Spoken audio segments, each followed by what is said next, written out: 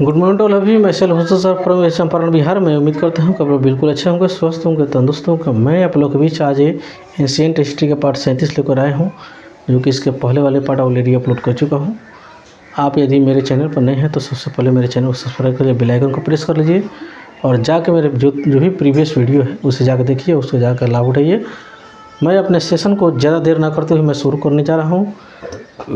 आज जो सेशन होने वाला है बहुत इम्पोर्टेंट होने वाला है, क्योंकि आज के लास्ट वीडियो है कनिष्क के बारे में। इसको हम लोग कंप्लीट करते हुए इसके जितने भी बाकी कंसेप्ट है उसको हम लोग क्लियर करेंगे और इसके अगले जो गुप्त काल और हम लोग प्रवेश करेंगे। ठीक है, तो देखिए, नागार्जुन ने माध्यमिक सूत्र में सापेक्षता सिद्धांत की चर्चा किया है। ठीक है, किसका चर्चा किया है? सापेक्षता सिद्धांत। अतः इन्हें क्या कहा जाता है? भारत का आइंस्टीन कहा जाता है। किसको कहा जाता है? याद रखना है, नागार्जुन को क्या कहा जाता है?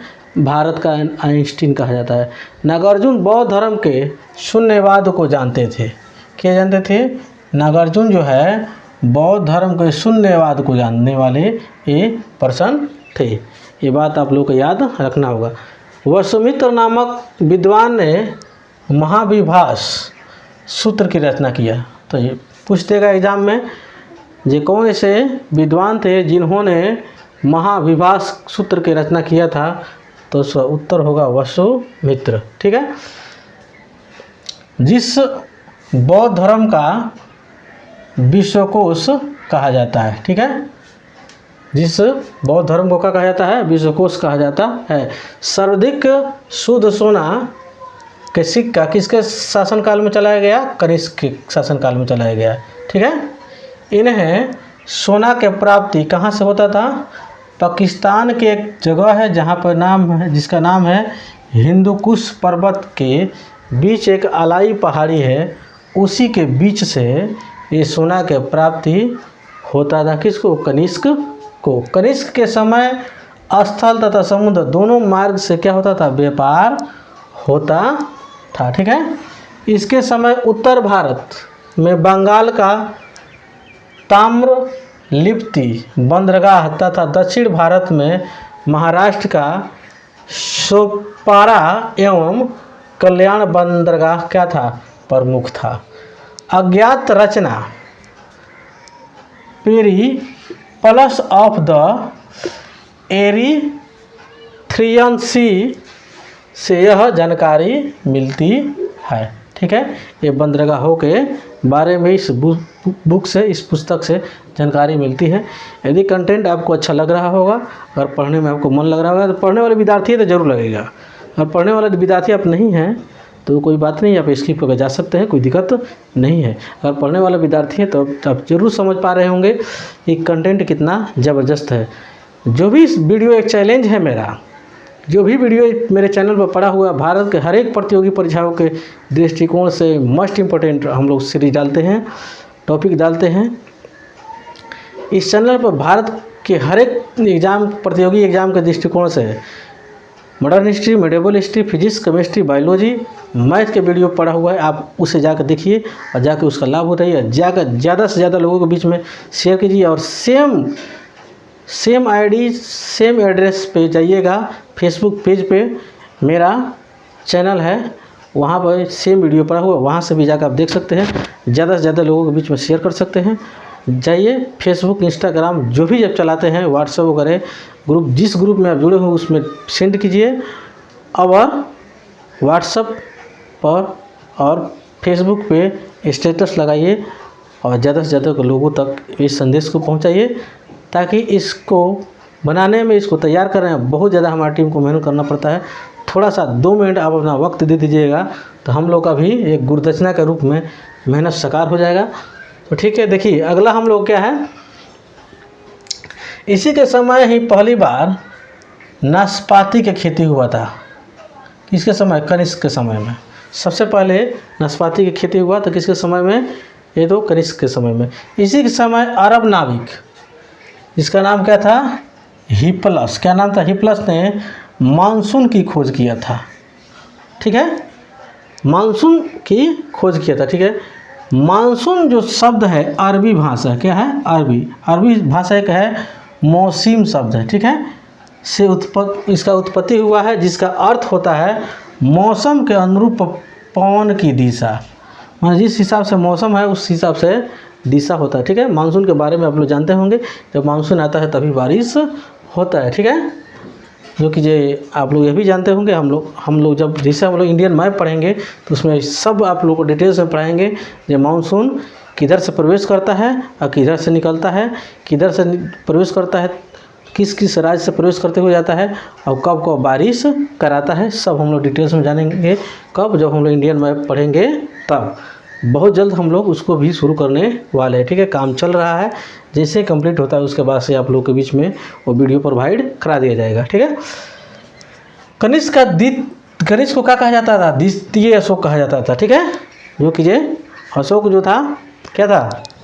विश्व विजेता माना जाता था अशोक के, जो कि भारत, तो कौन पूछता है, पूरे दुनिया का 60% भागों पर राज करने वाला यह पर्सन था, जो कि ये 33 वर्ष की उम्र तक 60% तक ये भारत पर राज किया और 19 वर्ष लगातार भारत में ये रहा व्यक्ति अशोक, ठीक है।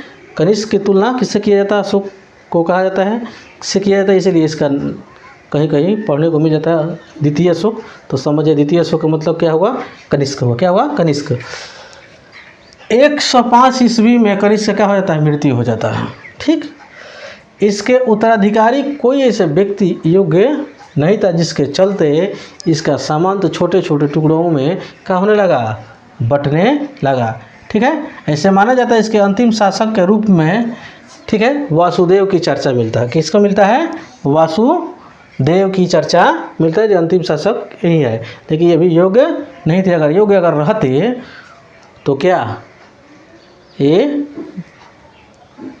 इनका जो भी शासन, जो जिस राज्य पर शासन करते थे वो बिखरता थोड़े नहीं बिखरता, ठीक है। आगे देखिए, इसी वंशों के सामंतों ने आगे चलकर गुप्त वंश की स्थापना कर दिया। तो अब इसके अगले पार्ट में हम लोग गुप्त वंश के बारे में जानेंगे। उसके अतिरिक्त हम लोग थोड़ा सा रेशम मार्ग यानी सिल्क रूट के बारे में हम लोग देखें, ठीक है। यह चीन के रेशम व्यापार को यूरोप, फारस, मध्य एशिया से जोड़ता है, ठीक है।